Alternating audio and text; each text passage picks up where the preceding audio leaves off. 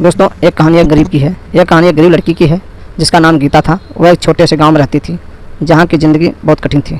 गीता का परिवार बहुत गरीब था। उसके पिता मजदूरी करते थे और माँ घरों में काम करके परिवार का पेट पालती थी। तीनों भाइयों में एक छोटी बहन गीता का जीवन हमेशा संघर्ष से भरा रहता था। गीता का जन्म एक झोपड़ी में हुआ था। उसका परिवार बहुत मुश्किलों से 2 वक्त की रोटी का इंतजाम कर पाता था।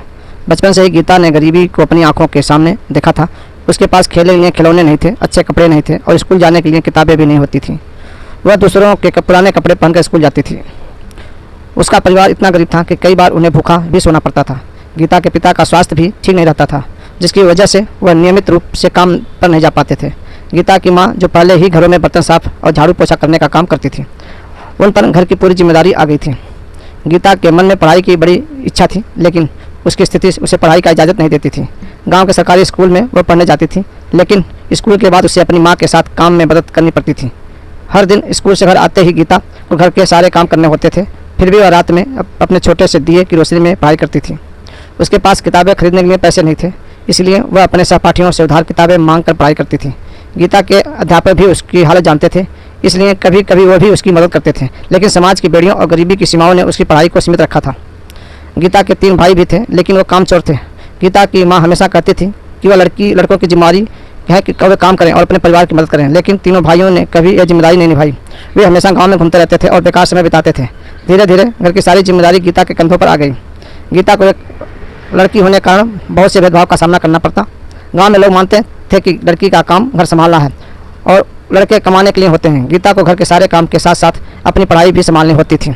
उसके पिता भी यही सोचते थे कि गीता को ज़्यादा पढ़ाने की ज़रूरत नहीं है, उसे शादी करके दूसरों घर जाना है। कुछ सालों बाद गीता की माँ बीमार रहने लगी।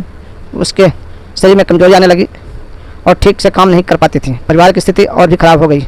अब गीता को स्कूल के बाद गांव के घरों में काम करने जाना पड़ता था, ताकि कुछ पैसे कमा सके और घर का खर्च चला सके।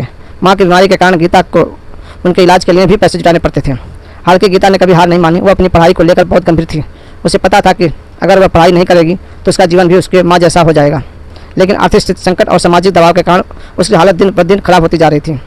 गीता की उम्र अब शादी के लायक हो गई थी। गांव के लोग और रिश्तेदार उसके माता पिता पर दबाव डालने लगे कि गीता की शादी करवा दी जाए। उसके पिता ने कई बार गीता से कहा कि वह पढ़ाई छोड़ दे और शादी के लिए तैयार हो जाए, लेकिन गीता ने हमेशा शादी से इनकार किया। वह जानती थी कि शादी करने के बाद उसकी ज़िंदगी भी उसकी माँ जैसी हो जाएगी, जहाँ उसे सिर्फ घर के काम करने होंगे और पति की सेवा करनी होगी। परिवार की हालत इतनी खराब हो चुकी थी, गीता के पास कोई और रास्ता नहीं था। उसे अपनी पढ़ाई छोड़नी पड़ी और उसके पिता ने उसकी शादी तय कर दी। गीता का होने वाला पति भी एक गरीब मजदूर था, जिसकी अपनी आर्थिक स्थिति ठीक नहीं थी, लेकिन गीता के पास अपनी किस्मत को स्वीकार करने के अलावा कोई चारा नहीं था। शादी के बाद गीता का संघर्ष और बढ़ गया। उसका पति बहुत कठोर और निर्दयी था। वह अक्सर गीता पर हाथ उठाता था और उसकी भावनाओं को कदर नहीं करता था। घर के कामों को बोझ और पति की हिंसा के बीच गीता की जिंदगी नरक बन गई। लेकिन गीता ने कभी हार नहीं मानी। उसने मन ही मन ठान लिया कि वह अपने बच्चों को एक बेहतर भविष्य देगी। गीता के 2 बच्चे हुए। उसने खुद भले ही अच्छी शिक्षा नहीं पाई, लेकिन उसने ठान लिया कि वह अपने बच्चों की पढ़ाई उन्हें गरीबी की दलदल से बाहर निकालेगी। इसके लिए उसने दिन रात मेहनत की और घर के कामों के साथ साथ वह गाँव के छोटे मोटे काम करती। जो भी पैसे मिलते उन्हें बच्चों की पढ़ाई पर खर्च करती। समय बीतता गया और गीता के बच्चों ने धीरे धीरे पढ़ाई अच्छी प्रगति की। गीता का बेटा सरकारी नौकरी में लग गया और बेटी पढ़ लिखकर एक शिक्षक बन गई। गीता का संघर्ष आखिरी रंग लाया। उसने अपने जीवन की सारी कठिनाइयों को झेला, लेकिन अपने बच्चों को एक अच्छा जीवन देने में सफल हुई। गीता के लिए सबसे बड़ी खुशी बात हुई तब आई जब उसके बच्चे उसकी मेहनत और संघर्ष का सराहना करने लगे। उन्होंने गीता को एक अच्छा घर बनवा कर दिया और उसकी सेवा करने लगे। गीता का जीवन भले ही बहुत कठिन रहा, लेकिन उसने कभी हार नहीं मानी। गरीबी और समाज के भेदभाव बावजूद उसने अपने सपनों को पूरा किया, अपने बच्चों के लिए नई जिंदगी बनाई। दोस्तों, ये कहानी से हमें यह सीख मिलती है कि ज़िंदगी में चाहे कितनी भी कठिनाई आए, अगर हम अपने सपनों को पाने के लिए मेहनत और संघर्ष करते रहें तो हमें सफलता अवश्य प्राप्त कर सकते हैं। गरीबी और समाज की बाधाओं ने गीता को रास्ता जरूर रोका, लेकिन उसकी इच्छा शक्ति और मेहनत ने उसे आखिरकार विजयी बनाया। दोस्तों, ये कहानी कैसी लगी कमेंट बॉक्स में जरूर लिखें।